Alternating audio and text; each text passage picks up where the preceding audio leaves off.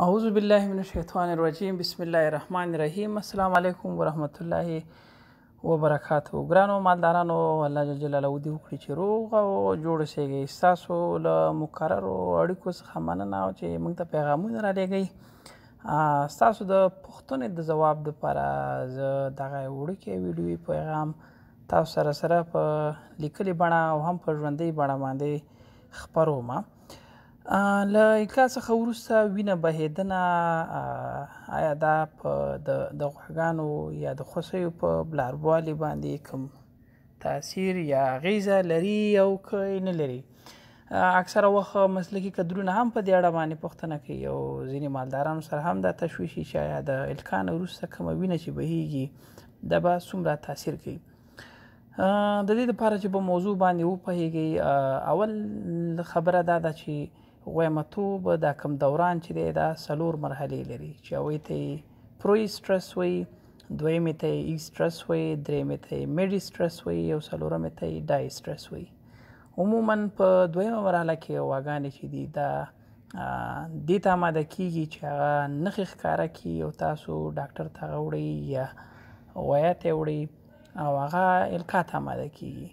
د الکا په دوران کې چې دی نارینه تخمه او ښځینه تخمه سره یوځای کیږي او د آخره مرحله کې د دویمې په آخره مرحله کې راکېوځي او غواړي چې په رحم کې څنګه شي دلته سره یوځای شي. کوم ځای نه چې تخمه را اوچته شوې ده په همغه ځای کې کارپوسلیټم په نامه باندې یو زیړ جسم یې هغه په پرمختګ او په نمو باندې شروع کوي. نو چې کله هغه کارپوسلیټم یا زیړ جسم هغه په پرمختګ یا په غټېدو باندې شروع کړي، نو په دغه وخت کې هغه یو هارمون چې د ایسټروجن په نامه یادیږي د هغې د ټیټوالي باعث ګرځي. ایسټروجن یو هارمون دی چې دا د غویمتوب په دوران په دویم پړاو کې چې دی دا افرازیږي او د ده وظیفه دا ده چې دا رحم ته او تخمدان ته د وینې جریان زیاتوي. نو چې کله دا دویمه مرحله ختمیږي او درېیمه شروع کیږي، نو په دغه وخت کې دا هارمون کمیږي او د ده د کمیدو سره څه کیږي، رګونه شکیږي او رحم ته وینه ولیږي. که چېرته رګونه څو ورځې مخکې شکېدلي نو وینه داخل کې بنده پاتې وي نو عموما رنګ یې تور وي، خو که چېرته د سروکس او د فرد څخه وي نو بیا یې رنګ تازه وي. د دې مطلب دا نه دی چې غوا دې بلار به نه شي او د دې مطلب دا هم نه دی چې غوا بلار به شوې ده. تاسو باید خپل څاروي یا غواګانې یا خوسۍ چې دي هغه د نظارت لاندې ونیسئ او د 18 ورځو نه یا د 20 ورځو نه وروسته چې دی باید تاسو دې ته وګورئ چې غوا مو غویمه کیږي او که نه غویمه کیږي. د دې وینې بهېدلو مطلب دا دی چې غوا دویم پړاو چې دی دا ختم شوی دی او درېیم پړاو ته ننوتې ده. نو د وینې په اړه باندې بې ځایه تشویش، هغه خالصه وینه وي، تاسو یې مه لرئ چې یاره زخم به وي که به نه.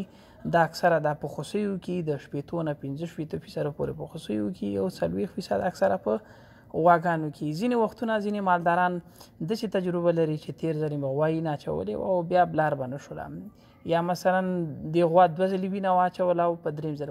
دا یو عادي او نورمال خبره ده چې د ایسټروجن هارمون د کموالي له امله چې دی خامخا دا رګونه شکېږي، کمزوري کېږي او د دې نه وینه بهیږي. لکه څنګه چې په انسانانو کې وینه بهېدنې همدغسې دا په غواګانو کې مي.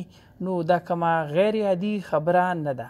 نو د دې د خاطره تاسو باید دې ته تشویش ونه لرئ او خپل حیوان چې دی راتلونکي 18 ورځې یا 19 ورځې یا 20 ورځې بعد باید تاسو د نظارت لاندې ونیسئ او غوا بیا غویمه کېدو ته باید تاسو وګورئ چې یاره دا غویمه کیږي او که نه غویمه کیږي. د دې سره خوا کې که چېرته غویمه شوه الکا ورته وکړئ، که غویمه نه شوله نو دویمه میاشت باندې چې دی هغې ته ټسټ وکړئ او ویې ګورئ چې هغه بلار به شوې ده او که نه ده شوې.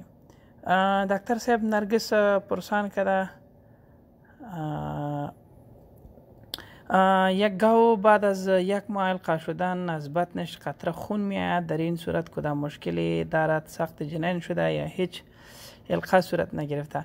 دکتر صاحب نرگس ظاهر تشکر از پرسانتان. عموما 30 الی 50% اگر به طور خلاصه برتن بگوییم تقریبا وقتی که شما یک گاو القا میکنین بیش از 90% تخمه زایگوت جور میشه. منتها بعد از روز دوم ای براهم نمیچسبه. از او خاطر است که گاوها تقریبا بعد از روز 21 عموما تا روز 40 بعض القا بعد از القا امو جنینی که از را سخت میکنه و به شکل خونریزی که از او بیرون میبره. بله های منظورش همیشه که خون امکان خو اکثر اوقاتی به این اندازه نمی باشه و پس در رحم جذب میشه.